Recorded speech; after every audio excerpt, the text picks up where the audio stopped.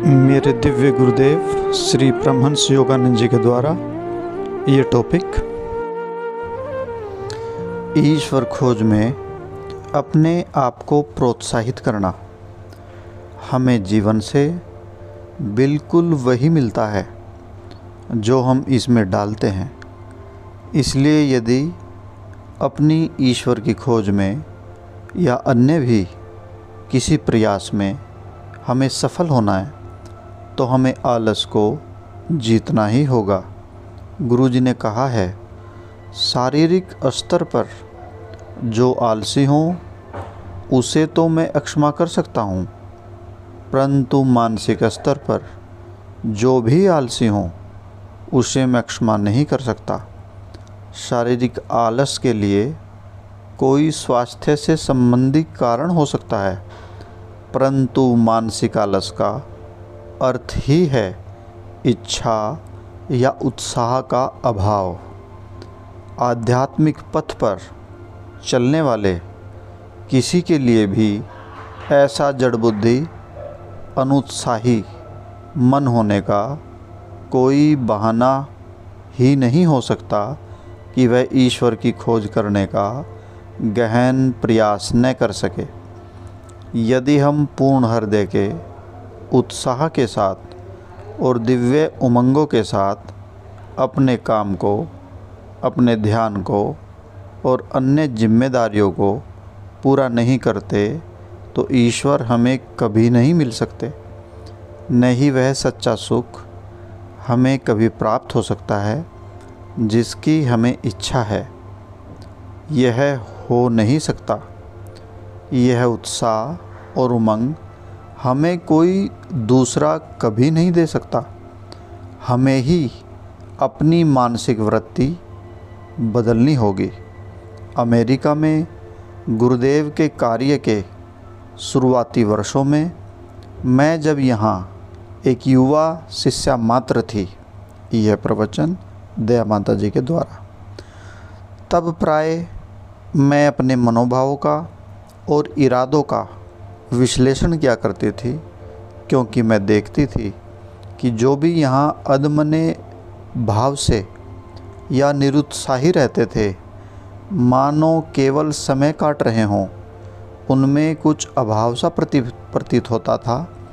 वे अधिकाधिक अच्छे नहीं बन रहे थे, वे ईश्वर की ओर नहीं बढ़ रहे थे। परंतु यह बात भी मैं समझती थी कि कोई ईश्वर की खातिर आया है या नहीं, यह देखना मेरा काम नहीं था। मैं ईश्वर के लिए आई थी और मैंने निश्चय कर लिया था कि मैं अपना समय बर्बाद नहीं करूँगी।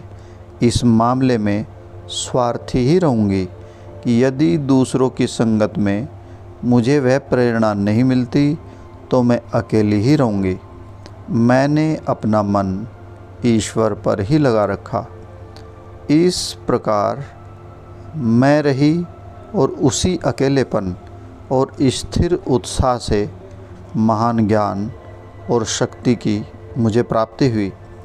टाल मटोल करना आलसीपन का ही लक्षण है। जो यह करते हैं वे कहते हैं, कल मैं दृढ़ प्रयास करूँगा, पर आज मैं जैसा हूँ वैसा ही रहना चाहता हूँ। आपके जीवन के अंत तक यह चलता ही रहेगा। जो करना चाहिए उसे जो आगे आगे ढकेलते जाता है वह कभी भी अपने लक्ष्य पर नहीं पहुंचता। जो भी कर सकते हो अपना सर्वोत्तम प्रयास करो, अभी करो, आज और आज के बाद प्रतिदिन करो। सकारात्मक सोच के द्वारा नकारात्मक परिस्थितियों से ऊपर उठो। नकारात्मक सोच आत्मा पर कैंसर के समान है। गुरुदेव ने लिखा है, भव सागर घोर अंधेरा और तारे डूब गए, फिर भी राह दिख रही है मुझे तेरी दया से। किसी भी प्रयास में सफलता के लिए सकारात्मक सोच का होना नितांत आवश्यक है। विशेषकर आध्यात्मिक पथ पर तो यह और भी अधिक आवश्यक है। इस द्वयात्मक जगत में हर चीज़ के दो पक्ष होते हैं। उदाहरण के लिए, हाथ का या सिक्के का एक पक्ष है तो दूसरा भी होता है। केवल एक पक्ष या एक बाजू हो नहीं सकती। उसी प्रकार प्रत्येक स्थिति को देखने में भी दो पक्ष हैं, सकारात्मक और नकारात्मक। हमेशा सकारात्मक पक्ष को ही देखने का ध्यान रखो।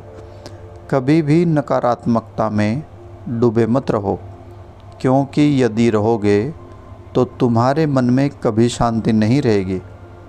ईश्वर से संपर्क कर पाना बहुत कठिन हो जाएगा। कभी कभी लोग कहते हैं, मैं ध्यान करने का और ईश्वर की अनुभूति करने का प्रयास करता हूँ, परंतु लगता है कहीं भी पहुँच नहीं पा रहा हूँ।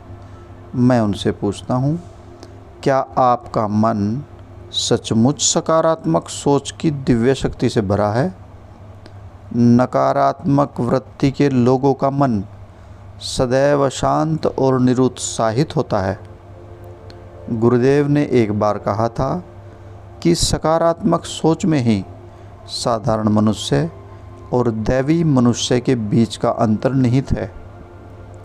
इसमें कोई दो मत नहीं है कि संसार में असंख्य गलत बातें हैं, परंतु हमें ऐसा नहीं लगना चाहिए कि हम असहाय हैं, हमारा कोई सहारा नहीं है। ऐसा मत सोचें। बाह्य परिस्थितियों द्वारा हमारे मन के नीचे घसीटे जाने का जमकर प्रतिकार करें, और हमें ये करना ही होगा। अपनी गलतियों के प्रति संतुलित दृष्टिकोण रखें। आत्मगौरव के विपरीत सिरे की प्रवृत्ति है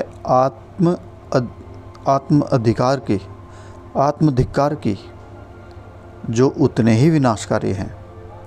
कई वर्ष पहले यहाँ एक व्यक्ति रहते थे जिनकी नस नस में आत्मधिक्कार भरा हुआ था। वे सदा यही सोचते और बोलते रहते थे कि वे कितने बेकार हैं, कितने तुच्छ हैं, उनमें कितने अधिक दोष थे। मैं तुझसे भी तुच्छ हूँ, मैं किसी योग्य नहीं हूँ, मुझ में इतने दोष हैं।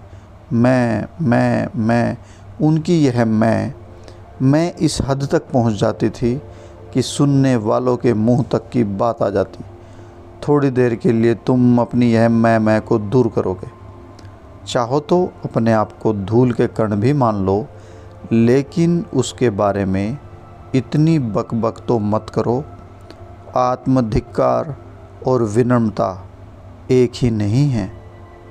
आत्मधिक्कार में अहंकार प्रबल होता है, विनम्रता में वह पराभूत रहता है। अपना धिक्कार करने में तत्पर मत रहो। हर कोई गलती करता है, और मैं नहीं समझती कि भगवान उसकी कोई परवाह भी करते हैं। वे तो केवल यही चाहते हैं कि हमसे बेहतर बनने की चाह हो, हम में बेहतर बनने की चाह हो, और हम बेहतर बनने के लिए प्रयास करें। वे केवल हमसे यह संकल्प चाहते हैं, प्रभु, हो सकता है मैं बार बार गलतियों पर गलतियां करूं, परंतु अंतिम सांसों तक मैं बेहतर बनने का प्रयास करता जाऊंगा।